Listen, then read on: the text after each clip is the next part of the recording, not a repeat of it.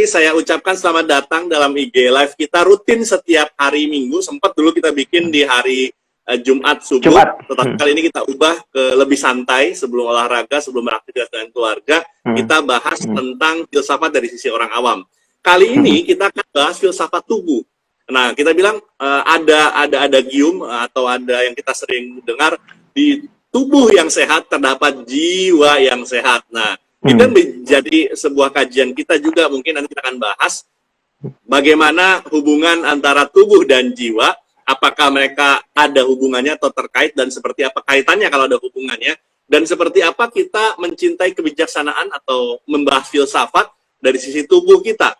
Nah, ini akan kita bahas bersama rekan saya, Dr. Aan Mana, dosen filsafat Paramadina, juga beliau adalah founder dari Sekolah Kubun Tumbuh, dan juga tentunya saya sebagai pemantik dari diskusi kita kali ini, Abdul Latif, bersama dengan anak saya, Salman Tamami Karim.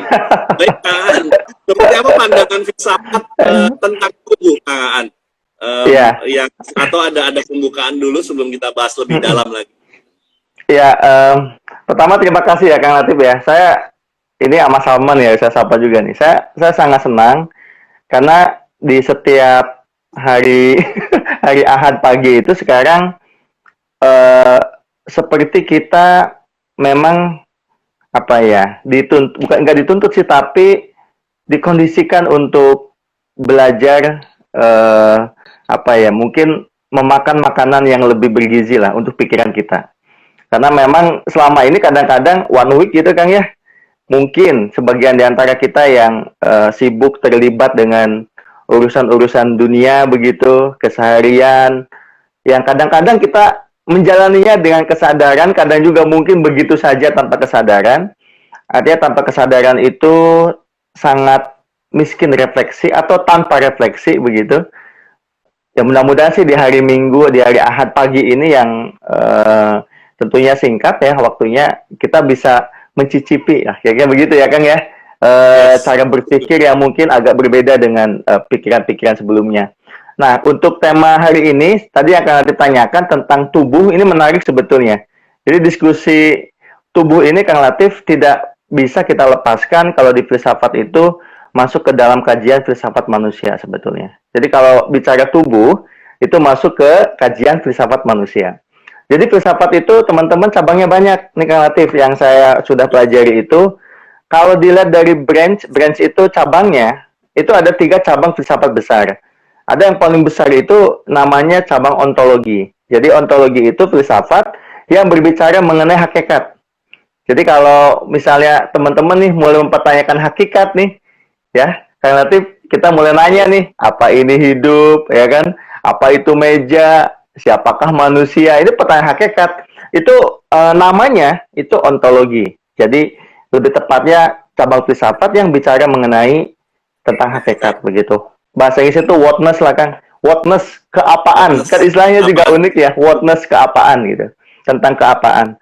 Nah, tetapi ternyata selain tadi ontologi, itu ada ilmu lain namanya epistemologi. Epistemologi itu cabang filsafat yang berbicara atau yang membahas dan mengulas mengenai bagaimana ilmu itu bisa menjadi ilmu. Jadi ilmu tentang ilmu.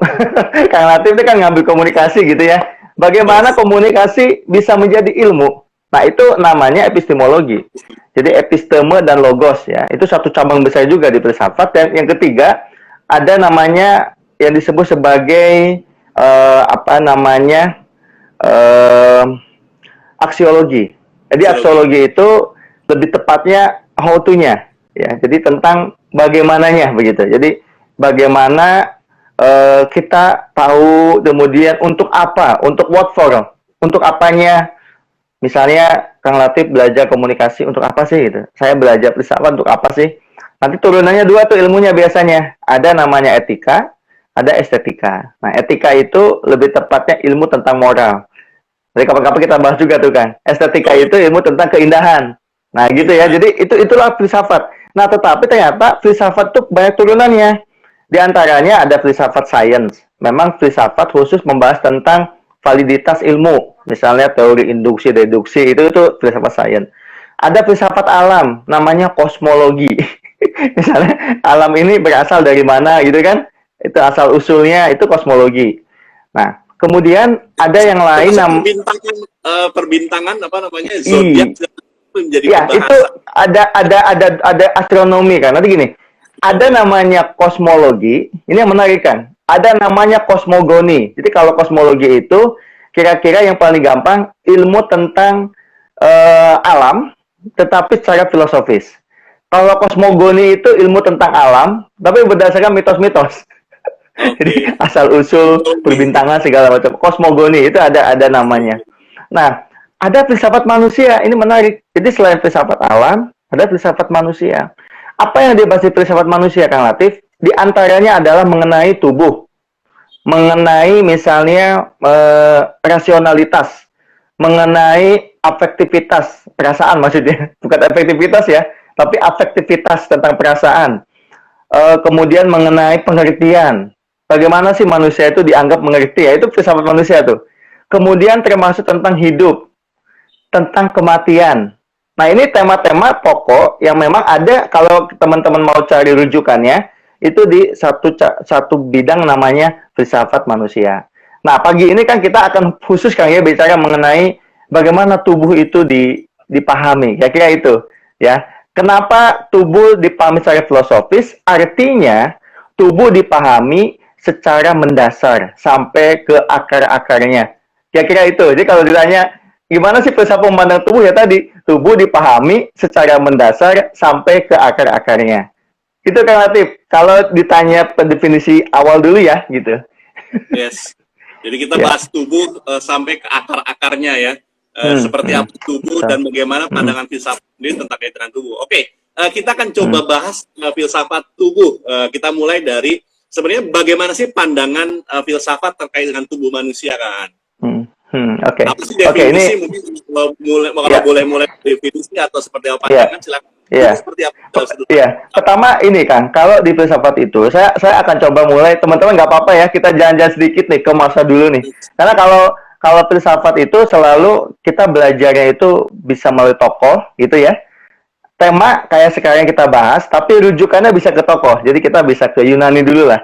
Nah, dulu di Yunani itu, teman-teman, ada satu kecenderungan berpikir rasional. Yang waktu itu dikatakan sebagai the new thinking lah pada masa itu ya. Sekitar 5 abad sebelum Masehi, berarti 500 tahun sebelum Masehi, 400 tahun sebelum Masehi. Di sana ada muncul yang disebut sebagai para filsuf sebelum Socrates. Ya, dimulai dari Thales, Anaximandros, Anaximenes kayak gitu kan. Protagoras, Pythagoras gitu, Demokritos, Parmenides. Nah, ini tokoh-tokoh sebelum Socrates. Mereka hanya membahas alam. Jadi asal-usul alam. Nah, baru pada masa Socrates lah Kang Latif, mulai muncul diskusi mengenai manusia sebetulnya. Jadi diskusi mengenai siapakah manusia. Jadi yang sebelum yang ngomongin alam, sekarang ngomongin manusia. Termasuk di dalamnya bicara tubuh. Nah, ada seorang filsuf, itu namanya Plato. Jadi Plato itu murid dari Socrates. Jadi kalau ada Socrates, ada murid namanya Plato. Nah, Plato itulah Kang Latif yang coba menjelaskan sebetulnya manusia itu punya dua substansi lah, kira-kira begitu. Yang pertama ada substansi yang tetap, ada substansi yang berubah. Nah, yang tetap itu alam ide, kira-kira begitu. Yang berubah itu fisik. Fisik itu apa? Materi. Alam ini berubah. Tubuh berubah. Jadi kalau misalnya teman-teman mengalami perubahan dari sisi tubuh, jangan heran. Karena memang tubuh ini berada di dalam ruang dan waktu. Yang mana kita akan menua. Ini ada adik kita nih, ada Salma nih. Tidak mungkin selama begini, Kang Latif. Akan berubah tuh nanti tuh. Besar. Wajah kita aja kan, waktu dulu, waktu kita masih mahasiswa ya, waktu masih ingat ya, kita kejar-kejaran, kita sempat nginep di kakaknya Kang Latif itu di UI gitu ya. Kita main gitu keliling-keliling di sana. Kita punya imajinasi tentang masa depan. Loh, ternyata kita udah melewati fase itu lama sekali, puluhan tahun gitu. Nah, artinya tubuh itu pasti karena berada di dalam ruang dan waktu itu mengalami perubahan. Makanya kata Plato ya, tubuh itu berubah. Sedangkan ide tidak. Makanya ada ide yang ideal, gitu lah. Gitu kan. Itu nggak berubah. Itu diangkat oleh Plato. Jadi Plato pun sudah mulai mengangkat itu. Jadi kita itu ada dua substansi lah. Ada substansi yang tetap, ide tadi yang berubah. Ini tubuh ini termasuk yang berubah, begitu. Nah, tetapi kemudian oleh Aristoteles, di mana Aristoteles ini adalah muridnya dari Plato, ide yang ideal tadi itu dimasukkan langsung ke dalam realitas yang real. Sehingga tubuh itu bisa dikatakan hidup karena di sana ada ruhnya sekaligus ada fisiknya. Begitu ya kira. Jadi kita nggak mungkin bisa membayangkan tubuh tanpa materi dan tanpa bentuk gitu. Ya kayak begitulah, nggak mungkin. Kita memahami tubuh tanpa materi dan tanpa bentuk. Sehingga kalau bagi Aristoteles kan, antara jiwa dan tubuh itu sebetulnya satu kesatuan, tidak mungkin dipisahkan. Kalaupun misalnya nanti ada orang meninggal nih, tubuhnya itu rusak, maka jiwanya juga tidak akan aktif itu. Nah, jiwa akan lahir ketika dengan tubuh. Itu kalau Aristoteles. Kalau Plato itu jiwa itu bisa berjalan lah gitu. Jadi tanpa tubuh itu jiwa itu bisa. Nah, ini satu perdebatan, Kang. Di mana relasi tubuh dan jiwa ini pun makin heboh nanti oleh orang seperti Descartes. Ada René Descartes, itu salah seorang pelopor Renaissance di Eropa. Bagaimana Descartes itu juga meyakini bahwa manusia itu ada, yang namanya nih bahasa kerennya nih Kang nih, ada res cogitans, ada res extensa. Jadi res cogitans itu nalar atau kesadaran dengan keluasan. Keluasan itu apa? Fisik tubuh. Jadi tubuh ini mengandung hukum keluasan, hukum material. Apakah ada relasinya antara tubuh dengan kesadaran tadi? Menurut Descartes sebetulnya itu terpisah, itu tidak ada hubungan langsung. Walaupun Descartes pernah mengatakan ada namanya glandula pinealis begitu. Tetapi itu ya sampai sekarang sih nggak bisa diverifikasi ya. Itu apa maksudnya? Otak kecil atau apa? Tapi yang jelas kalau menurut Descartes tidak. Makanya Descartes disebut sebagai dualisme yang memisahkan antara tubuh dengan kesadaran itu. Sehingga tubuh karena dia terpisah dari kesadaran bisa berlaku di atas tubuh itu ilmu-ilmu lain, Kang. Kayak misalnya ilmu anatomi. Ketika seorang dokter mencabik-cabik tubuh manusia misalnya, sebetulnya bisa didekati kan bukan dengan ruh ya. Artinya bisa didekati dengan ilmu kedokteran. Ya bisa ada hukum matematisnya gitu. Jadi kalau ini sakit gitu ya, kasih obat apa gitu kan. Itu karena hukum matematis yang objektif, kayak begitu. Nah, ini semakin diperkuat nanti oleh Newton mengenai ya alam, bahkan juga termasuk manusia sebetulnya mengandung hukumnya tersendirilah yang disebut mekanik begitu. Nah, kayak gitu relatif. Jadi ini luar biasa tubuh ini. Di antara para filsuf beda-beda. Itu baru Descartes. Belum lagi kalau kita bicara yang lain. Misalnya gini, Kang. Abad 18 itu adalah kemunculan para filsuf eksistensialis. Di mana pada saat itu filsafat yang tadinya bisa dikatakan ya terlalu menafsirkan dunia begitu. Kemudian coba oleh para filsuf ini diubah menjadi filsafat yang memang sungguh-sungguh menghayati keseharian. Ini seperti filsafat awam yang kita kembangkan ini, Kang. Jadi filsafat yang berangkatnya itu dari fenomena-fenomena keseharian. Jadi tubuh itu ternyata dalam kelompok ini nih ada Nietzsche di sana, ya Friedrich Nietzsche, ada Kierkegaard namanya. Kemudian selain ada Kierkegaard, nanti ada Sartre di sana, ada Heidegger di sana. Jadi banyak tokoh-tokoh yang esensialis. Tubuh itu sudah bukan lagi dipahami seperti Descartes, seperti tadi Plato atau juga Aristoteles, tetapi tubuh itu sebagai satu penghubung antara penghubung yang kesadaran atau ada itu dengan dunia. Maka ketika bicara manusia, sebetulnya bicara tentang ada yang terikat dengan dunia. Kebayang tidak kalau kita tidak punya tubuh? Kesadaran itu gimana bisa komunikasi dengan dunia? Nggak ada. Maka yang menjadi media komunikasinya itu tubuh. Maka tubuh itu kenapa menjadi penting? Karena dia menjadi media komunikasi kesadaran dengan dunia ini. Nah gitu relatif. Jadi ini luar biasa nih. Ya, belum nanti Kang, ada misalnya Sartre itu membahas lebih rinci lagi mengenai tubuh. Misalnya gini, tentang mata saja, mata ini tatapan. Tatapan, kalau menurut Sartre itu juga bisa dilihat sebagai apa yang disebut pendorong dari kebebasan seseorang. Jadi gini, manusia itu hidup dengan kebebasannya. Tetapi justru mata itu simbolisasi dari keterbatasan atau dari batasan kebebasan manusia. Sebagai contoh nih, Kang Latif, kita itu hidup di atas muka bumi itu seperti suatu zat yang sedang menatap dunia dengan bebas gitu kan. Dengan dua matanya nih, nggak ngintip nih. Jadi mata ini kayak jendela menatap dunia gitu. Menatap gitu. Nah, tiba-tiba nih, kan saya merasa awalnya, wah saya lagi menaklukkan dunia. Saya sebagai subjek, dunia ini objek saya. Tapi tiba-tiba kata Satrio, ada mata orang lain yang menatap saya. Ini luar biasa nih kajiannya. Jadi saya lagi menatap dunia, saya subjek, menatap dunia sebagai objek. Tahu-tahu dibalik nih. Sekarang saya juga ditatap oleh mata lain. Jadi kayak orang yang ngintip, tahu-tahu diintip lagi. Wah. Jadi subjek, tahu-tahu berubah jadi objek kan. Makanya mata ini juga bisa menjadi sumber apa yang disebut sebagai batasan kebebasan manusia. Gitu. Makanya kalau Satrio ini kan memang pelopor kebebasan ya di era modern ya, kalau Satrio ya. Jadi ya diantaranya ada filosofi mata, itu pun bisa dikaji tersendiri lah tentang bagaimana mata itu bisa memang menjadi penakluk juga atas subjektivitas seseorang lah gitu. Makanya orang kan sebenarnya nggak suka kan ya ditatap gitu. Wah, jadi kalau ditatap berlebihan itu kayak ini kan, kayak kita itu dibendakan gitu lah. Ya nggak jauh-jauh lah. Kita lagi jalan ditatap gitu. Tatapnya apa kalau tatap dalam gitu? Oh, kayak jadi objek dan itu nggak nyaman kan? Iya kan? Nggak nyaman gitu. Nah itu dia. Ya walaupun masalah tatap-tatapan ini tentu filsuf beda-beda ya. Ada Satrio. Nah kalau kita bicara konteks Islam, ada Rumi misalnya itu beda lagi. Kalau Rumi justru natap itu menjadi media penghubung. Jadi kalau kita dalam menatap nih kan, itu lama-lama kita itu merasa, oh ada subjek lain di hadapanku. Yang pun juga punya kesadaran. Jadi ada koneksi antara kesadaran. Sehingga akan menimbulkan cinta. Itu juga alasannya kenapa orang itu kalau natap kelamaan, itu jatuh cinta. Itu karena itu. Kalau kata Rumi. Jadi kalau di filsafat itu bisa beda-beda kan. Fenomena mata saja itu bisa beda-beda gitu. Ya, belum yang lain. Gitu.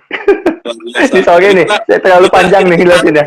Di abad sebelum Masehi, kemudian sampai dari Plato, Aristoteles, kemudian ditarik lagi ke abad yang lebih muda, termasuk kemudian juga termasuk dan segala macam. Termasuk kalau yang di abad-abad yang terbaru itu ada Mauricio Ponti ya barangkali ya kan? Nah, iya ada banyak, ada Mario Ponti. Betul. Itu banyak yang lebih terbaru ya, bahas banyak tentang filsafat tubuh atau manusia. Persis. Termasuk ini Kang, saya mau sedikit membahas, ada seorang filsuf ini menarik ini. Namanya Heidegger. Ini perlu saya bahas. Ini kalau di filsafat ini termasuk filsuf yang berat. Jadi kalau orang belajar filsafat, belajar Martin Heidegger itu termasuk filsuf yang berat membacanya. Buku-bukunya itu diantaranya Being and Times gitu ya, tentang ada dan waktu. Nah ini menarik nih. Jadi kalau seperti Heidegger itu, beliau itu tidak mau, ya ini orang filsuf Jerman nih, sebelumnya dia profesor, tapi pernah mengalami penyesalan lah karena mendukung Nazi waktu itu. Menyesal dia kemudian, dan pacarnya marah, Hannah Arendt, ya, pacarnya dia itu marah. Saya seorang Yahudi, Hannah Arendt itu. Kemudian akhirnya Heidegger tinggal di desa gitu. Jadi filsuf tinggal di kampung gitu kan. Di kampung dan tapi pikirannya luar biasa. Mempengaruhi cara berpikir orang-orang Jerman lah gitu. Nah, apa sih yang ciri khas dari Heidegger ini? Tentang tubuh juga Kang ya. Jadi manusia itu dia tuh nggak pernah mau mendefinisikan manusia kan? Nggak pernah mau. Karena ketika kita mendefinisikan siapakah manusia, misalnya manusia didefinisikan hewan rasional sebagaimana Aristoteles atau hewan simbolikum gitu ya, Ernest Cassirer. Heidegger mah nggak mau.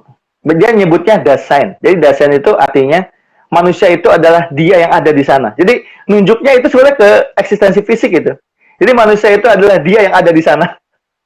Yang ada di sana yang bagaimana? Jadi manusia itu sebetulnya adalah ada yang sedang menuju kematian. Jum Unchode. Jadi ada yang sedang menuju kematian. Itulah manusia. Jadi kalau ditanya tentang kita nih, kenapa kita cemas misalnya Kang Latif? Karena sebetulnya tubuh ini kan tubuh yang sedang mengada menuju kematian. Jadi kalau dicari secara psikologis, asal muasal kecemasan seseorang, itu bukan yang nggak ada pekerjaan, bukan karena putus cinta, nggak punya uang, bukan. Karena dia itu sebetulnya sedang menghadap menuju kematian. Makanya ada kecemasan mendalam, ada anxiety di sana, ada kecemasan di sana. Gitu kan? Jadi ini luar biasa nih. Gimana tubuh kemudian dimanai sebagai ada yang memang meruang dan mewaktu. Meruang dan waktu. Karena ketika bicara tubuh, kita nggak pernah bisa melepaskan dari ruang waktu loh kan. Kita harus memahami tubuh itu bersifat historis, menyejarah. Ya, itu di filsafat tuh begitu. Jadi tubuh itu bersifat menyejarah gitu. Oke. Gitu kan ya? Jadi kalau coba saya simpulkan ya rekan-rekan semua, ini bagi yang bergabung ternyata memang kajian filsafat tentang manusia khususnya terkait dengan tubuh itu dimulai tadi sebelum abad Masehi, kemudian terus berkembang sampai sekarang di abad ke-20, bahkan mungkin ke 21. Tapi kalau secara melihat ini mohon diarahkan, kalau melihat dari perkembangannya, kalau saya golongkan mungkin secara garis besar ada 3. Ada monisme, artinya memang tubuh itu berdiri sendiri. Ada dualisme, ternyata tubuh dan jiwa itu tidak terpisah, atau mungkin ada monodualisme ya kan ya, 3 itu ya saya satu. Nah, kalau melihat perkembangan yang terakhir itu mengarah kepada apa kan? Apakah dualisme ataukah monodualisme atau memang ini emang pemikiran sekarang ini kan sebetulnya makin spesialis ya. Jadi dulu orang bicara alam masih besar itu, masih makro banget lah. Bicara mengenai philosophy of nature, tentang kosmos, itu masih besar itu. Tapi kemudian bicara manusia itu manusia sebagai subjek tadi. Itu mulai bicara manusianya tuh. Tapi kemudian setelah bicara manusia, era modern itu lebih spesialis lagi kan. Manusia dilihat dari penghayatannya. Ada manusia dilihat agak bonspek kan relatif ya suaranya ya? Enggak, cukup bagus. Oke. Ada manusia dilihat dari sisi bahasanya, maka muncul filsafat bahasa kan. Itu era modern nih. Ada manusia dilihat dari sisi misalnya tadi yang saya bilang, ada hanya mata begitu ya. Ada tentang passion, tentang model, tentang tubuh spesifik begitu. Memang eranya kalau sekarang ini mix nih Kang Latif. Kita agak jarang bicara manusia dalam narasi-narasi yang lebih besar ya. Kita lebih khusus, bicara manusia lebih kecil. Jadi kalau manusia itu dipisah-pisah gitu, masalahnya lebih private, lebih dalam, tapi juga lebih sempit gitu ya, isu-isu yang diangkat kan. Jadi nggak lagi bicara manusia from the perspective of the misalnya general understanding on human, nggak begitu, tapi lebih spesifik lagi. Itu era modern sekarang. Maka ada yang disebut sebagai postmodern sebetulnya kan. Nah di postmodern kalau era postmodern kan ya. Jadi manusia itu posmo dipahami bukan dari satu pandangan, tapi dari banyak pandangan. Karena tidak ada yang namanya the truth dalam artian besar, tidak ada. The truth nggak ada. Yang ada adalah truth, kebenaran-kebenaran kecil aja. Jadi kalau Kang Latif punya definisi manusia itu absah. Saya punya definisi manusia itu absah. Begitu ya. Ini sebetulnya sebagai kritik juga sih Kang atas definisi tentang manusia yang selama ini kan dipahami oleh orang-orang modern ya, oleh para pemikir modern lah kayak begitu. Maka muncul kritik atas itu. Itu sih Kang kalau yang sekarang ya. Baik, kita coba mengembalikan, ini kan banyak rekan-rekan kita yang baru bergabung dan tidak semuanya juga memang memahami filsafat secara mendalam, termasuk saya tidak menjawab secara mendalam. Mungkin kita kan bahas tentang filsafat orang awam, plus saya coba mau men-challenge Kang Aan terkait dengan isu-isu yang kekinian nih, isu kekinian. Nah ini terkait misalkan Jeff Bezos ya, yang salah satu orang terkaya Amazon, isunya sedang mencari sebuah ramuan keabadian. Anti mati. Nah, itu kira-kira kan bisa kasih pandangan nggak dari sudut pandang filsafat terkait dengan isu-isu seperti itu gitu. Sebetulnya kalau the idea of immortality ya Kang ya, ide tentang keabadian itu bukan ide yang baru ya. Itu ide yang klasik di filsafat ya, biasa. Itu ide yang biasa di filsafat. Kayak misalnya sebetulnya apakah jiwa ini abadi? Itu biasa begitu. Ya. Kalau misalnya fisik, apakah fisik abadi? Tentu ada batasan. Karena selama ini juga fisik itu ya tidak bisa dikatakan apakah tubuh bisa abadi ya. Buktinya juga tidak gitu. Ya gitu ya. Nah, walaupun memang para ilmuwan selalu berusaha untuk itu. kalau apa yang saintis misalnya yang berusaha itu juga ada misalnya seperti Stephen Hawking dengan teori of everything-nya itu kan juga berusaha Yes. Kang ya, berusaha Betul. memahami banyak hakikat lah, termasuk kematian, termasuk yang dan lain-lain sebagainya. Nah, sebetulnya ide keabadian itu kan memang itu ide yang seringkali muncul dari satu pandangan bahwa apa sih hakikat hidup ini sebetulnya? Sebetulnya itu kan, Latif. Awalnya begitu. Adakah Yes. kehidupan setelah kematian ini misalnya? Itu para filsuf berdebat itu. Termasuk misalnya apakah tubuh ini dibangkitkan setelah kematiannya. Jadi ketika kita nanti udah mati, sebetulnya ketika jiwa itu kan jiwa tidak mati tuh, dianggap terus hidup.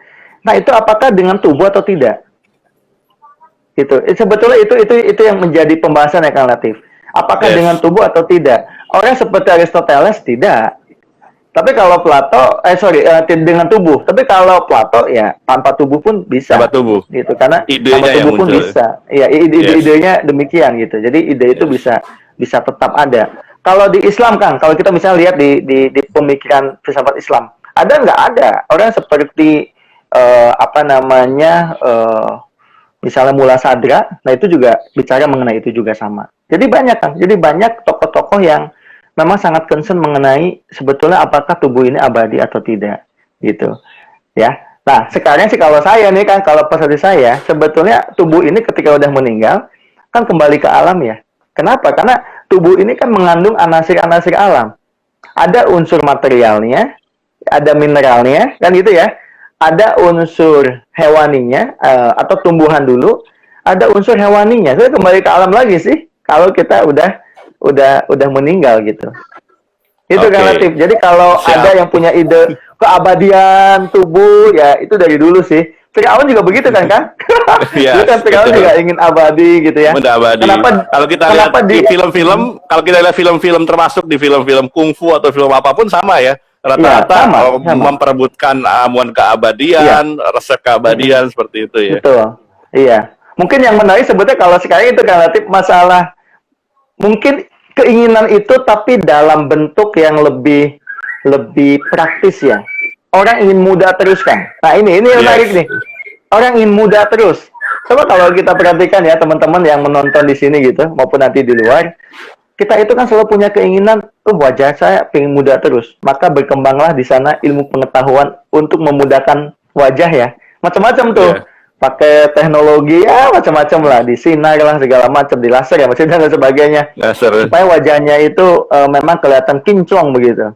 Kata orang beragama, enggak lah, saya mau wudhu aja gitu. ini menarik. Jadi Yes. ada keinginan untuk memudahkan wajah gitu. Itu juga kan berangkat dari itu kan, immortality tadi. Kita itu ingin tetap abadi lah gitu. Iya. Ya kan ya. Sama. Walaupun mungkin memudahkan wajah, tetap sebenarnya dia merasa dia tuh udah tua barangkali seperti itu kan. Ya? Betul. Tapi keinginan itu ada. Keinginan Artinya itu.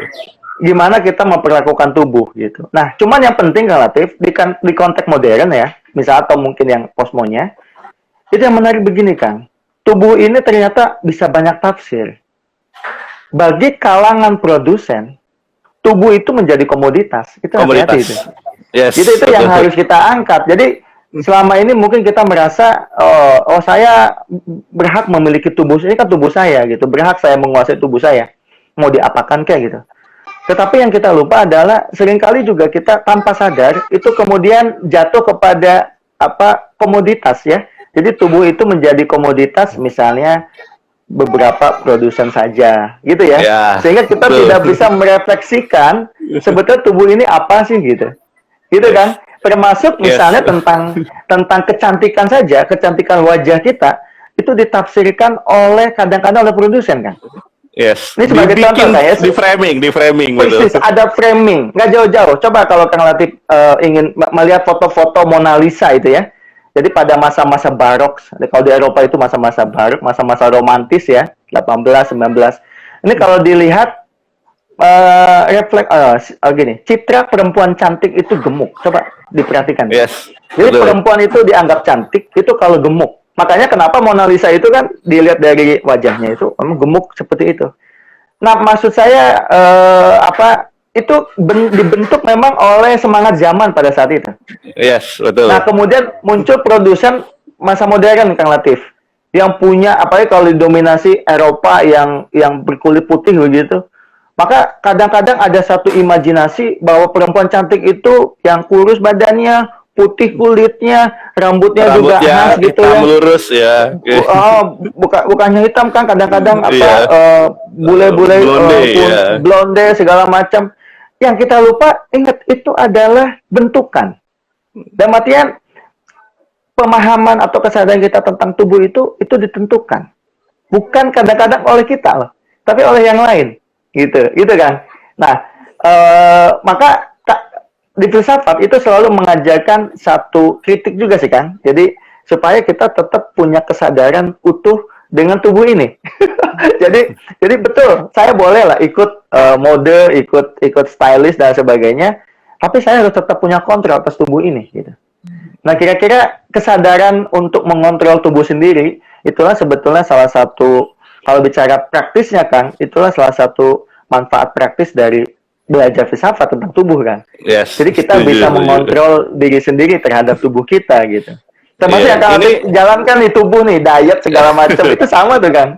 Gitu. Yes, saya nggak diet, cuma menjaga tubuh lebih sehat. Iya betul, menjaga tubuh lebih sehat. Nah, karena konsepnya berbeda kan, konsepnya berbeda. Iya. Betul. Ada orang begini, kalau saya melihat begini, ada orang yang memang kerja keras, bahkan mungkin mati-matian, hanya untuk demi mendapatkan satu konsepsi yang dipaksakan. Konsepsi yang dipaksakan itu apa? Misalkan banyak orang merasa tidak bahagia melihat, misalkan katakanlah kulitnya. Yang karena dalam dirinya adalah wanita cantik itu adalah wanita yang putih kulitnya. Padahal kan itu konsepsi yang dipaksakan oleh para produk atau produsen dari kosmetik atau produsen pemutih dan sebagainya. Padahal kalau memang kita tercipta dalam kondisi oleh Tuhan Yang Maha Kuasa itu, mohon maaf, misalkan tidak berkulit putih seperti yang digambarkan di iklan-iklan, itu kita berusaha seapapun akhirnya akan susah, kecuali untuk membuat sesuatu yang butuh effort yang lebih, operasi plastik dan lain sebagainya.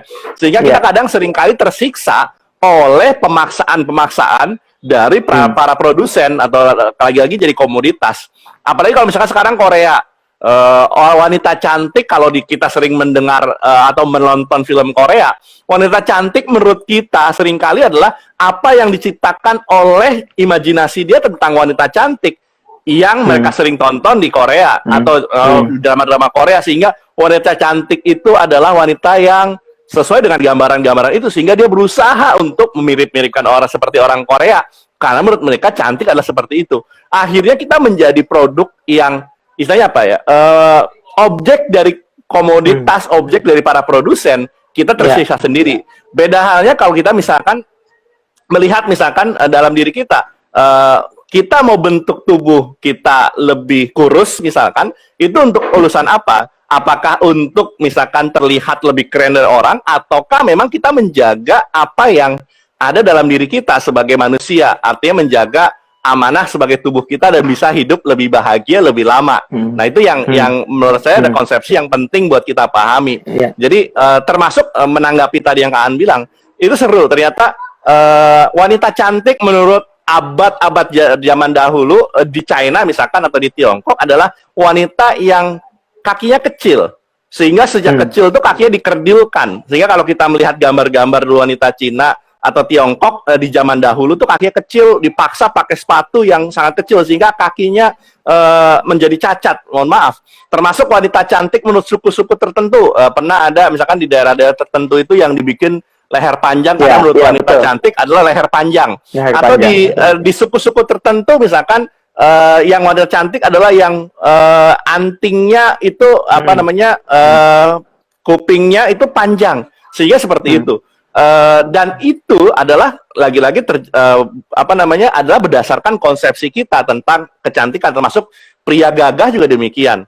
Artinya kalau kita misalkan memang apa yang kita persepsikan akan membentuk perilaku kita secara keseluruhan.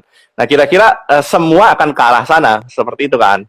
Betul. Makanya kayak misalnya laki-laki gagah, itu kan banyak yang kemudian oleh media misalnya, laki gagah itu ya simbolisasinya six pack misalnya gitu kan. Yang nge-gym terus gitu, yang badannya perkasa. Ya, padahal itu kan satu definisi tentang tubuh gitu. Yes. Dalam artian tubuh ini bisa gini, banyak ribuan atau ada ribuan definisi atas tubuh. Jadi nggak bisa makna atas tubuh itu dipahami hanya oleh satu definisi saja. Gitu. Jadi banyak. Nah, buat orang yang beragama kan, tubuh ini kan selalu dianggap sebagai kuil suci. Sebetulnya. Kenapa? Artinya tubuh itu suci loh. Makanya kenapa ada konsep misalnya kalau perempuan ya kalau misalnya yang beragama Islam nih, pakai macam-macam lah, sopan lah, ada yang pakai jilbab segala macam. Ini kan sebetulnya berangkat dari satu anggapan ada kesucian di sana. Ada kuil, tubuh itu seperti kuil suci lah, seperti tempat suci gitu yang memang harus dijaga kan gitu kan. Jadi itu sekali lagi tentang tubuh yang dipahami oleh konteks agama gitu. Nah, masa sekarang Kang Latif, ini kan banyak tafsir nih tentang tubuh ini. Bahkan kalau kita lihat misalnya, oh ini kan tubuh saya, kenapa Anda repot gitu ya. Ini kan saya bebas dong mengekspresikan diri saya. Nah itu nanti kita masuk bab tersendiri lah tentang kebebasan. Karena kebebasan itu tidak bisa bebas begitu saja ya. Karena selalu ada batas kebebasan yang lainnya gitu. Nanti ada freedom for, ada freedom from. Nanti itu bab khusus kita bahas itu. Cuman yang jelas kan kalau misal kebebasan. Cuman kalau memang bicara tubuh sekali lagi, tubuh itu selalu punya tafsir. Selalu ditafsirkan macam-macam nih. Sejak dulu nih tentang tubuh ini. Gitu. Selalu macam-macam. Gitu. Iya. Dan seringkali malah kita ketidakbahagiaan kita juga bisa bermula dari kondisi tubuh yang terkoneksi dengan persepsi kita yang berbeda terhadap apa yang kita artinya tidak menerima kondisi tubuh kita padahal memang kita tercipta seperti ini. Barangkali mungkin seperti itu ya, Han ya. Betul. Dan kalau bicara manusia kan tubuh itu sebetulnya kalau kita menggunakan substansi, kalau misalnya substansinya Descartes ya, itu kan hanya bagian dari dimensi keluasan atau substansi keluasan, res extensa. Masih ada kesadaran, ingat loh, masih ada res cogitans. Kalau bahasanya Plato masih ada alam ideal tadi, atau bahasa lainnya ruh, jiwa, itu masih ada tuh. Jadi, nah selama ini Kang Latif memang kita seringkali ya tadi hidup itu kan semata-mata hanya tubuh misalnya. Tentu mempengaruhi tadi kebahagiaan kan. Karena hidup semata-mata hanya tubuh yang dipahaminya, maka patokan kebahagiaan itu ya kebahagiaan tubuh. Jadi saya itu dianggap bahagia ya materialisme itu. Makanya muncullah materialisme gitu. Dimana dalam materialisme itu yang menjadi penuhanan itu atas materi kan, atas tubuh gitu. Yes. Termasuk juga apa yang melekat pada tubuh atau aksesorisnya gitu. Seringkali yang jadi acuan adalah kalau saya pakai baju mahal, maka saya pede. Kalau saya pakai baju biasa, itu tidak pede. Bahkan mungkin bentuknya sama, mereknya sama, yang satu asli, yang satu imitasi, juga seringkali menimbulkan ketidakpercayaan diri. Padahal sesungguhnya sama persis, tetapi hanya beda harganya, karena yang satu adalah memang asli, satu imitasi. Itu seringkali mempengaruhi kita. Ini sama halnya kalau kita misalkan begini, saya sedang melihat, misalkan saya sedang depan laptop, sedang bekerja, fokus mata saya adalah pada pekerjaan yang saya lakukan. Tapi begitu saya memikirkan hal lain yang tidak ada di dalam pekerjaan saya, maka fokus saya hilang, saya bisa jadi akan beralih ke arah yang ya akhirnya mengurangi produktivitas. Nah, seringkali kita terjebak pada ketidaksinkronan antara pikiran kita dengan apa yang kita anggap sebagai idealisme sehingga menyiksa dan membuat kita tidak bahagia. Itu kalau kita bicara filsafat kebahagiaan atau the art of happiness, seringkali ketidakbahagiaan adalah karena kita berkeinginan terlalu banyak terhadap apa yang realitas yang tidak kita bisa capai. Seperti itu kan? Iya, betul. Padahal sekali lagi untuk tubuh, kalau saya sih Kang Latif, kebijaksanaan kita tentang tubuh itu kita harus tahu batas sebetulnya. Kalau menurut saya. Jadi ilmu tahu batas itulah kebijaksanaan tubuh. Jadi tubuh itu akan dipahami secara bijaksana kalau kita tahu batas. Misalnya contoh aja, tidur kita kurang Kang. Diporsir nih. Terus itu bukan hanya semalam loh. Tiap malam. Tiap malam nih mungkin tidurnya baru jam 4 pagi gitu. Tidurnya. Itu pun cuma sejam gitu. Terus kerja lagi. Terus tiap malam. Itu kan artinya kita kurang memahami bahwa tubuh ini ada batasnya. Jadi ada but limits gitu kan. Nah, limit itulah yang sebetulnya menimbulkan kebijaksanaan kita atas tubuh. Jadi kita nggak diporsir berlebihan Kang Latif. Kayak misalnya makan terlalu banyak. Nah, itu kan artinya kita harus tahu batasnya kan gitu. Yang tadi Kang Latif sampaikan, kenapa saya lihat Kang Latif nurunnya itu luar biasa ya. Dari dulu berapa kilo kan sebelumnya? 98 98, sekarang kilogram, berapa? sekarang 73, sempat 70. Nah, itu luar 25 biasa kilogram. itu tuh 25 kilo. Itu kan sebetulnya bukan semata-mata perubahan tubuh ya di sana ya, tapi memang ada satu cara pandang yang tadi Yes. Kang Latif sampaikan yang berubah terhadap tubuh gitu. Yes. Itu jadi Nah, itu menarik ya. Kalau kita tidak bisa mengubah sudut pandang kita, maka kita akan susah untuk mengubah diri kita. Itu yang saya Ya. pahami. Termasuk kalau kita salah atau keliru lah atau kurang tepat memandang sudut pandang tubuh kita atau sudut pandang diet lah kalau saya fokuskan, maka diet yang kita alami atau yang kita jalani akan menjadi sebuah siksaan dan seringkali itu gagal. Dan kalaupun nanti turun secara drastis tidak akan bertahan secara lama. Itu pernah saya lakukan berkali-kali karena saya ingin terlihat lebih keren depan orang dan ingin terlihat berbeda. Akhirnya dia tuh selalu gagal. Tapi dan tidak langgeng. Tapi begitu mengubah sudut pandang, oh ya saya tidak akan bicara tentang diet itu untuk bisa memperkeren badan saya. Tapi saya ada menjaga amanah supaya kalau saya beraktivitas saya bisa lebih longer atau lebih fit. Ketika saya melakukan aktivitas saya bisa lebih fit dalam segala hal, termasuk lebih produktif. Termasuk saya menjaga amanah yang diberikan oleh Tuhan terhadap tubuh saya akan kembalikan dan menjaga itu dengan baik. Akhirnya menjalani pola menurunkan berat badan tidak menjadi sisaan tapi malah menjadi sebuah hal yang menyenangkan. Dan kalau kita tahu polanya itu menarik. Nah, itu juga demikian. Jangan pernah, kalau saya melihat, jangan pernah tersiksa terhadap keinginan kita yang berlebihan atas sesuatu yang mungkin tidak bisa kita lakukan. Rasanya itu kan. Iya, betul. Dan tubuh ini kan karena dia berada di alam ya, dia itu bagian dari alam juga sebetulnya. Maka mengandung hukum yang disebut sebagai generation and corruption. Jadi generation itu penciptaan dan perusakan atau kehancuran. Jadi tubuh ini ada saatnya rusak, sel-sel kita juga begitu kan. Kemudian lahir lagi, kemudian ada kerusakan di sana lagi. Yaitu satu hal yang memang hukum yang berlaku atas tubuh gitu kan. Itu tak bisa dipungkiri gitu ya. Nah, tetapi sekali lagi tadi kan ternyata itu satu tafsir sekali lagi. Ada tafsir-tafsir lain gitu ya. Makanya ada seorang filsuf itu namanya Herbert Marcuse. Kalau itu pasti pernah dengar ya. Yes, Herbert Marcuse itu nulis buku judulnya One Dimensional Man. Jadi orang modern itu lebih senang dimensinya itu satu. Artinya satu itu gampang banget kita itu mendefinisikan apapun tergantung trennya apa. Ya. Misalnya tentang tubuh saja. Itu tren atas tubuh itu kadang-kadang juga dipengaruhi oleh tren kalau sekarang ya yang viral ya. Viral apa tubuh ngikut ya. jadi kesadaran kita tentang tubuh itu betul-betul didrive oleh itu gitu, oleh viralitas. Kalau sekarang ya. Jadi sama semua. Betul. Akhirnya itu jadi satu bagi para produsen, itu jadi satu hal yang memang diciptakan untuk bisa menciptakan tren. Akhirnya produk dia laku. Nah, itu dan kita jadi budak atau jadi produk atau jadi objek atas produk tersebut. Nah, sehingga itulah para pintar-pintarnya para produsen. Maka hati-hati juga kalau kita melihat sesuatu. Pasti akan misalkan kali ini yang paling enak minuman adalah si boba, misalkan terkait dengan boba. Semua orang lari ke sana boba. Termasuk juga tren-tren lainnya, pakaian dibikin. Tren 2022 nanti pasti akan ada tuh. Tren warna 2022. Yang menciptakan siapa? Adalah kesepakatan bareng-bareng, yuk kita bikin tren supaya produk kita terus terjadi. Ini sudut pandang saya sebagai praktisi, saya melihat seperti itu. Nanti pasti 2023 ada lagi tren warna make up 2023. Tren warna pakaian 2023 dan semua adalah akhirnya komoditas. Kita dipaksa seperti itu dan ujung-ujungnya pasti akan ke arah sana. Termasuk film. Ini lagi-lagi kalau melihat saya melihat film demikian juga.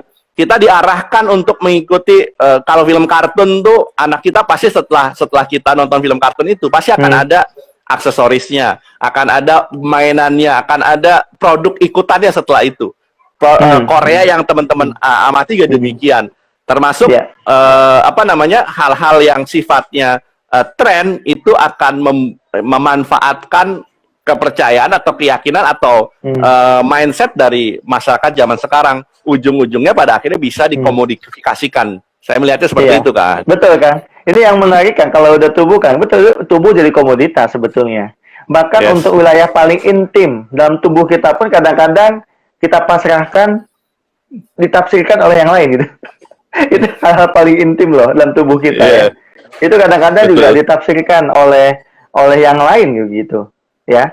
Ya bukan itu saja, kayak tadi yang kita udah bicara fisik ya, tentang apakah harus six pack lah, terus kalau perempuan cantik harus bagaimana, misalnya tubuhnya harus seperti apa ya. Nah itu kan sekali lagi karena komoditas tadi. Itu kan disebut sebagai manusia satu dimensi. Nah filsafat itu sekali lagi Kang Latif ngebantu kita untuk keluar sementara melihat itu gitu secara jernih, sehingga kita tidak lagi semata-mata menjadi objek dari produsen-produsen, tapi kita juga menjadi manusia berkesadaran lah, yang sadar bahwa tubuh kita ini sedang dilukis oleh yang lainnya gitu. Itu yang harus dipahami dengan sebaik-baiknya begitu. Karena dulu kan kayak rambut aja kayaknya, kayak rambut kan, dulu rambut nih, itu kan tahun 80 atau 70 Kang ya. Itu kan tren rambut tuh panjang-panjang ya. Jadi panjang semua ya. Gimana ya? Jadi laki-laki tuh panjang semua rambutnya. Ada fase cepak semua. Jadi itu kayak gitulah. Kalau perempuan juga sama kan. Dikuningin semuanya tuh, di blonde gitu semuanya.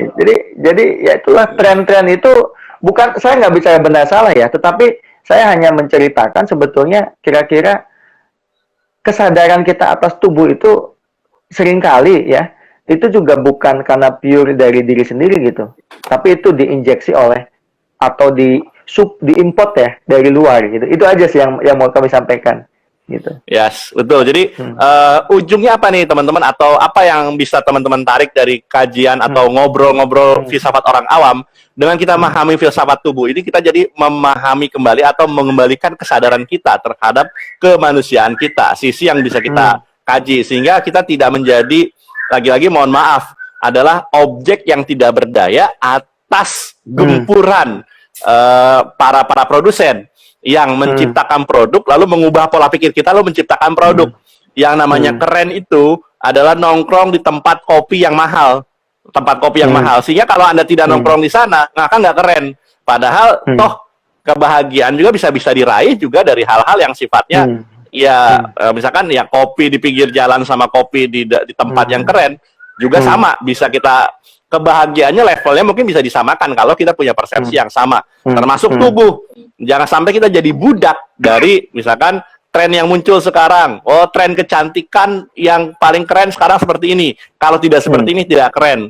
Kalau kita tersiksa atas itu, maka kita akan terus menjadi objek yang tidak berdaya atas gempuran dari para produsen. Saya melihat seperti itu teman-teman. Jadi seringkali itu menjadi malah ketidakbahagiaan kita, padahal salah satu yang ingin dicapai oleh filsafat adalah kebijaksanaan, dan salah satunya adalah kebahagiaan.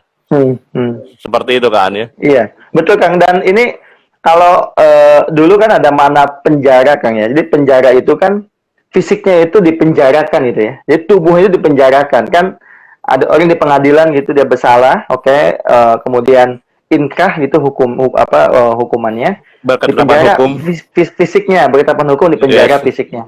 Nah, tetapi yang kita jangan lupa bahwa ternyata orang yang bebas pun yang dianggap nggak di penjara, kadang-kadang itu di penjara. Ya itu yang kita diskusikan. Kita sendiri di penjara oleh apa? Oleh konsep-konsep, oleh pikiran-pikiran yang kadang-kadang juga pikiran itu hanya menguntungkan beberapa pihak saja.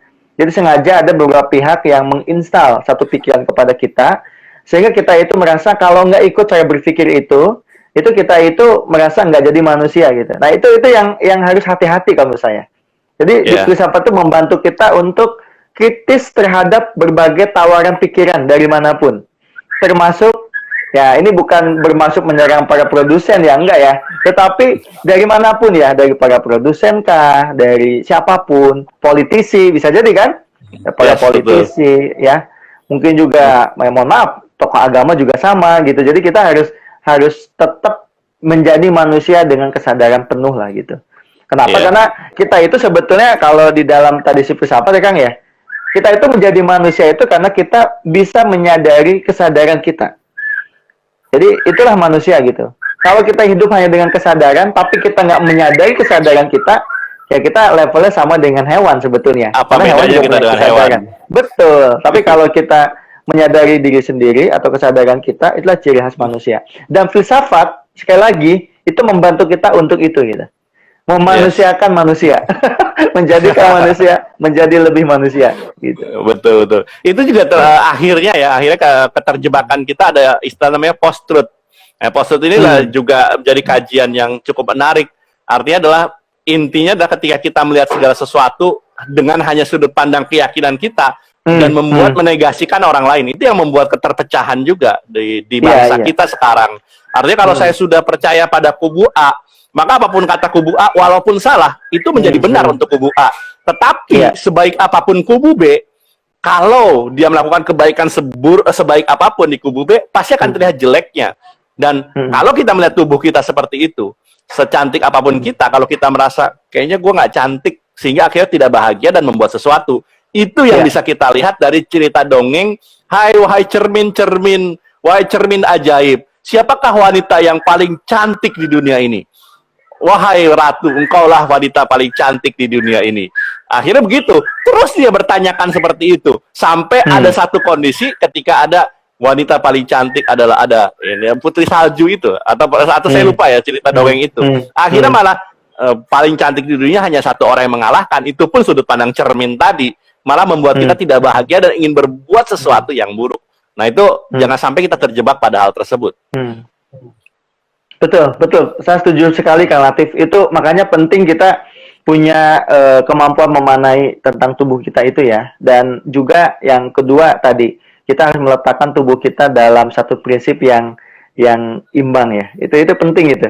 Itu karena dengan penimbangan itulah kita bisa melahirkan tetap kesadaran yang jernih dan menjernihkan kan tentang apapun. Jadi kalau bagi teman-teman nih yang selalu merasa misalnya nggak cantik begitu atau nggak ganteng, yakinlah bahwa tubuh yang Anda miliki itu adalah satu anugerah. Karena tubuh itu seminim apapun yang kita punya, dengan tubuh yang kita miliki sekarang, itu menjadi media penghubung kesadaran Anda dengan dunia ini. Artinya apa? Kalau Anda sudah tidak punya tubuh, ya Anda mati kan gitu kan. Maka kita tidak bisa menganggap tubuh juga dengan satu kacamata yang rendahan begitu. Tapi itu juga menjadi satu media ya, media terhadap dunia ini gitu. Jadi Bapak Ibu bisa dialog dengan dunia karena ada tubuh kan gitu. Jadi tetapi karena tubuh itu punya fungsi begitu tinggi, maka kita harus bisa memuliakan tubuh itu. Jadi jangan sampai kemudian nih Kang ya, kita justru yang menurunkan derajat tubuh itu gitu. Jadi penting kita memuliakan tubuh kita ini. Dan yang terakhir sih dari saya kan terkait tubuh ya, ini hal-hal yang apa ya? Ya sumber kebaikan lah gitu. Sumber kebaikan. Kita punya dua tangan, ya tentu tangan kita juga itu menjadi sumber kebaikan. Dan kenapa posisi kita berdiri tegak itu juga penting. Dalam evolusi itu pengaruh Kang. Karena kalau misalnya posisi kita itu nggak tegak ya, posisi kita itu merangkak misalnya, susah membangun peradaban itu. Jadi peradaban yang muncul sekarang itu termasuk kemampuan manusia mengalahkan makhluk-makhluk lain, binatang-binatang misalnya, karena manusia itu berdiri tegak. Betul nggak? Jadi tubuh yang tegak itu membangun peradaban manusia sekarang. Ya, tubuh tegak itu gitu. Tapi kalau kita merangkak, wah itu susah ngebangun peradabannya kan. Coba kebayang nggak nih manusia-manusia di dunia ini merangkak gitu ya. Waduh. Jadi dengan tegak kita bisa berlari kencang, bisa naik, bisa macam-macam dan lebih leluasa. Termasuk tangan kita juga kan lebih leluasa. Dengan tegak juga demikian. Gitu. Nah, setuju, luar biasa. Betul. Dan juga yang penting kan tubuh manusia itu memang beda dengan hewan ya. Ini sedikit nyinggung ke hewan kan. Kalau hewan itu sekali lahir dia udah jadi itu tubuhnya. Kan misalnya kuda, ini di tempat saya di sekolah alam kebun tumbuh itu kan belum lama kan lahiran nih kuda nih. Kuda betina lahiran. Itu anaknya langsung berdiri kan, langsung berdiri, langsung berfungsi seperti kuda dewasa gitu ya. Kalau manusia nggak bisa. Di tubuhnya itu menjadi sempurna itu emang pelan-pelan.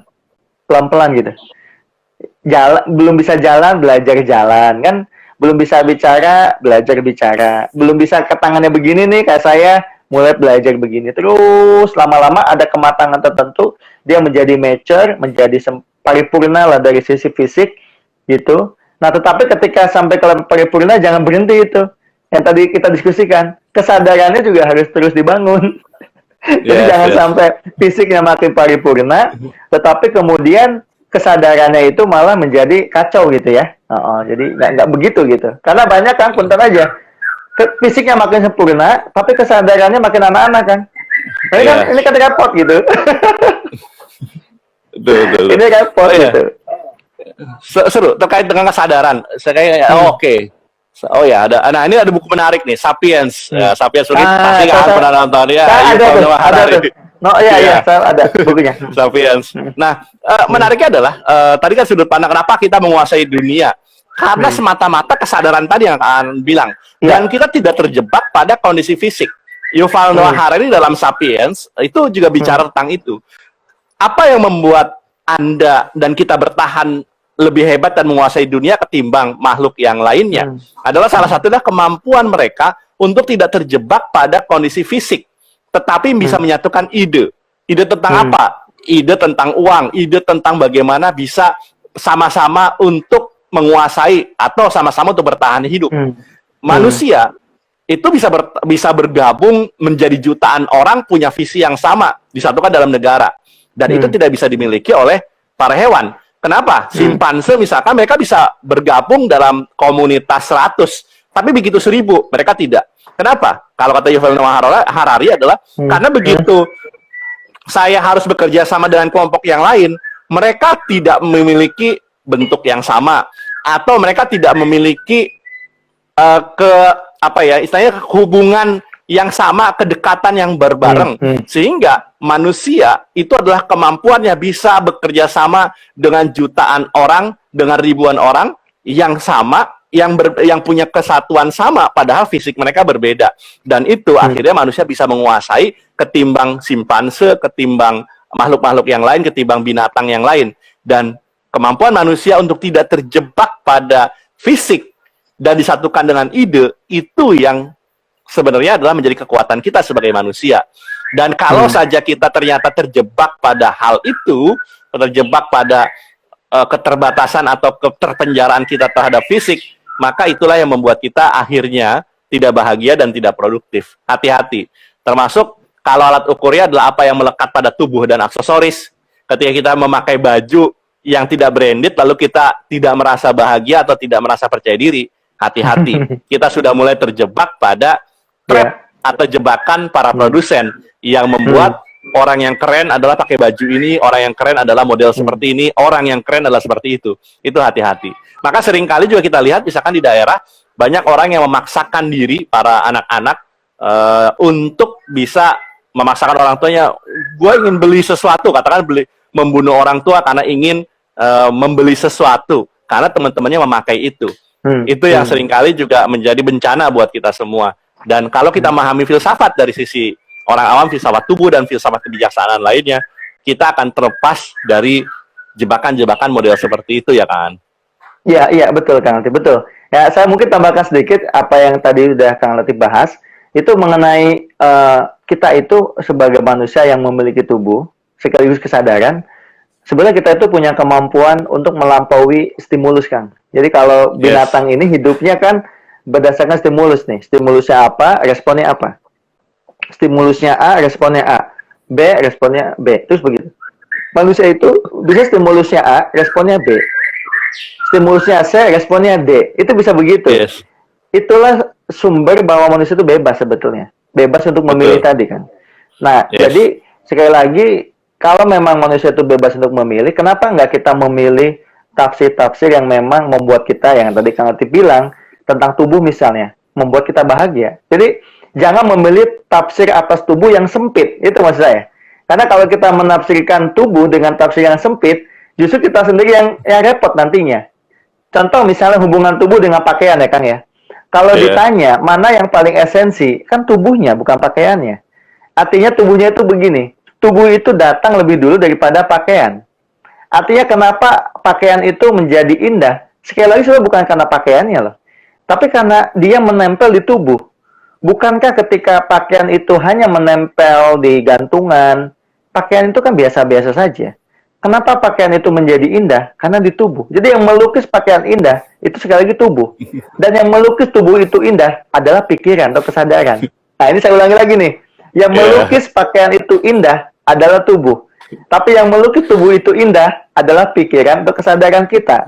Maka filsafat itu membantu kita dari akarnya tadi ngebenerin dulu nih pemahaman atas tubuh. Nanti tubuh akan menafsirkan sendiri juga tentang pakaian. Nah, itu menarik itu. Itu makanya kalau kita memahami ini kan, wah luar biasa kan. Kita nggak pusingan kalau nggak pakai bermerek gitu loh. Ya, jadi ya sehat kan tubuhnya gitu ya. Ini termasuk ya para netizen ya. Itu juga misalkan ada artis pakai pakaian 15.000 gitu ya. Oh, ini pasti pakaian mahal, padahal pakaian 15.000 misalkan gitu ya. Karena cenderungnya tadi. Karena tubuhnya, karena udah persepsi dia. Kalau dia pakai pakaian pasti mahal. Kalau saya misalkan pakai jam Rolex asli bisa jadi bilang palsu tuh, relatif gitu kan. Tapi kalau misalkan orang yang lain bisa jadi pakai jam palsu dianggapnya asli gitu. Karena melihat orang seringkali cenderung terjebak pada mindset dia terhadap sesuatu. Nah, itu kalau kita terjebak pada itu, lagi-lagi kita merasa tidak bahagia, kita stres terus tuh kan ya. Iya, betul. Betul sekali. Apa dia kayak gini ya Kang Latif ya? Kayak gini awalnya luar biasa lah. Penting lah kita untuk ya sambil santai sih ya, karena saya dan Kang Latif juga tidak pernah mengklaim sebagai ahli ya. Ini kan diskusi orang awam lah gitu, walaupun saya dokter di filsafat, tapi ya saya selalu merasa saya juga orang awam begitu. Tapi kira-kira itulah fenomena yang harus kita angkat kan kalau bicara tubuh ya. Jadi tubuh sebagai hubungan dengan dunia, tubuh hubungannya dengan komoditas, tubuh hubungannya dengan persepsi gitu dan lain sebagainya gitu. Dan tubuh hubungannya dengan produktivitas kita juga ya. Persis, dengan produktivitas. Termasuk kan tubuh kaitannya dengan subjek pengetahuan. Nah, itu juga penting. Jadi kalau di filsafat itu ada namanya kelompok empirisme. Mereka yang memang berangkat pengetahuan itu dari pengalaman. Dan itu dari tubuh sebetulnya. Dari panca indera misalnya. Kayak John Locke, mungkin nanti pernah dengar ya, di Inggris itu ada namanya John Locke. Itu kalau John Locke itu melihat sesuatu kan berangkat dari ide-ide sederhana dulu kan. Jadi misalnya saya lihat meja, itu berangkat dari ide-ide sederhana. Di mana ide-ide sederhana itu jadi ide, nanti jadi ide kompleks. Maka ada namanya indera lahir, ada sense, internal sense, ada dari indera batin lah, dari dalam memahami. Itu kayak lagi sebetulnya berangkat dari tubuh juga gitu. Jadi tubuh ini nggak sembarangan ya. Jadi bisa menjadi sumber pengetahuan, bisa menjadi komoditas, bisa menjadi kuil suci, tubuh juga bisa menjadi penghubung dengan dunia, dan lain sebagainya. Jadi tidak sesederhana itu. Sekali lagi Bapak Ibu, ketika kita teman-teman semua bicara tentang tubuh. Itu kan. Yes. Lalu setelah tubuh kita mati, kita akan kemana? Jiwa kita akan kemana? Itu pun menyisakan perbedaan ya kan? Eskatologis nanti ya. Iya, jadi kita nih mau kemana? Tubuh kita apakah begini terus gitu? Ya kan? Dan lain sebagainya. Tapi yang jelas kan kalau di filsafat, bahwa kita hidup dengan tubuh yang sekarang kita miliki ini, atau aku miliki, itu namanya faktisitas. Jadi fakta-fakta yang tidak mungkin saya tolak. Jadi wajah saya begini, itu nggak mungkin saya tolak gitu. Jadi nggak mungkin saya tiba-tiba, wah saya tolak tubuh saya ini, saya ganti pakai mau tubuh yang lain gitu. Sebetulnya itu fakta yang nggak bisa ditolak. Itu pertama tuh kan. Jenis tubuh ini, wajah, tangan, badan, postur tinggi, kurus, itu faktisitas ya, yang nggak mungkin kita tolak. Mungkin diperbaiki iya, tapi ditolak total nggak bisa kan. Itu kita dengan tubuh kita gitu ya. Nah, kemudian yang kedua juga nggak mau coba ini kan, nggak mau coba operasi plastik gitu, ubah kelamin gitu.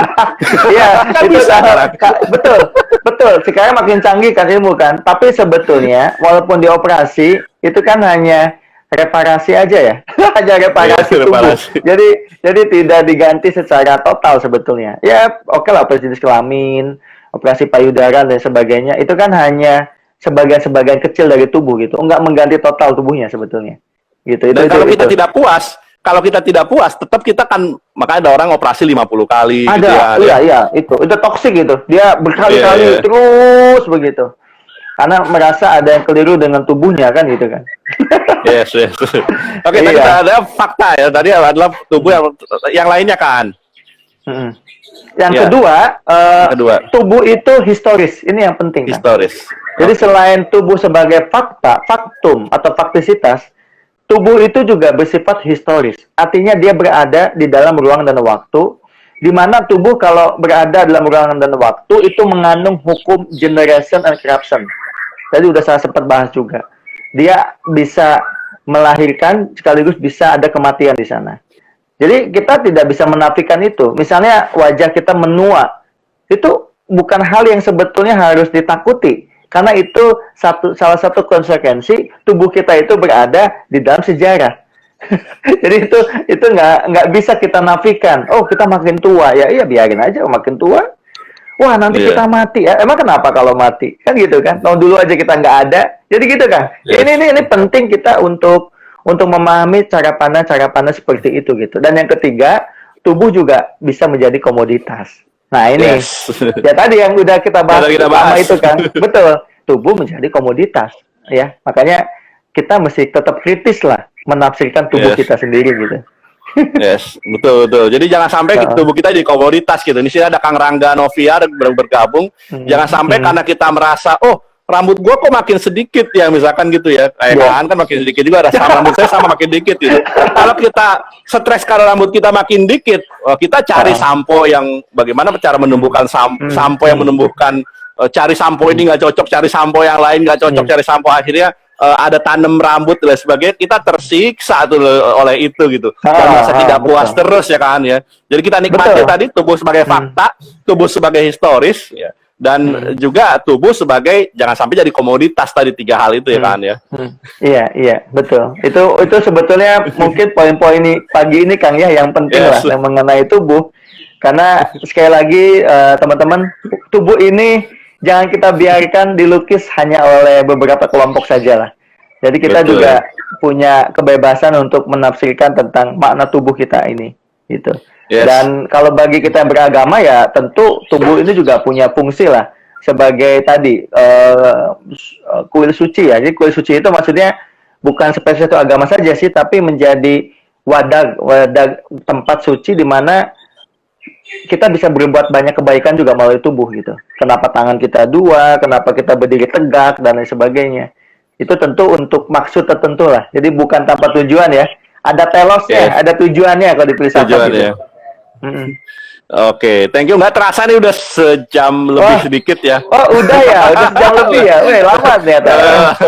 Lumayan. Ya, jadi lagi-lagi rekan-rekan kita sudah berbincang tentang filsafat tubuh, filsafat dari sisi orang awam. Dan ini adalah kajian yang kelima atau ngobrol-ngobrol filsafat orang awam yang kelima. Nanti minggu depan kita akan ada kajian filsafat atau ngobrol filsafat orang awam terkait dengan filsafat kerja. Nah, bagi rekan-rekan semua yang bekerja sebagai karyawan atau entrepreneur, yuk kita bahas kerja. Kalau tadi barusan kita berbahas tentang filsafat tubuh, salah satunya adalah terkait dengan kebijaksanaannya adalah, oh ternyata jangan sampai kita terjebak pada realitas-realitas palsu yang diciptakan oleh orang lain sehingga kita menjadi komoditas atau menjadi produk dari komoditas atau menjadi objek dari produk komoditas. Hati-hati itu, dan termasuk juga kebahagiaan kita jangan terjebak oleh kebahagiaan fisik kita, termasuk ada hal-hal lain yang kita tadi kaji dengan sangat luar biasa dari mulai sebelum Masehi ketika zaman-zaman modern bahkan postmodern atau posmo atau saat-saat ini, dan itu sangat luar biasa sekali.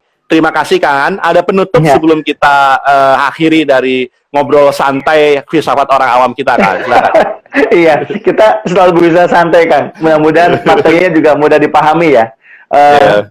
Ya, yang paling penting sebetulnya hidup ini harus dirayakan dengan satu pikiran yang canggih sebetulnya.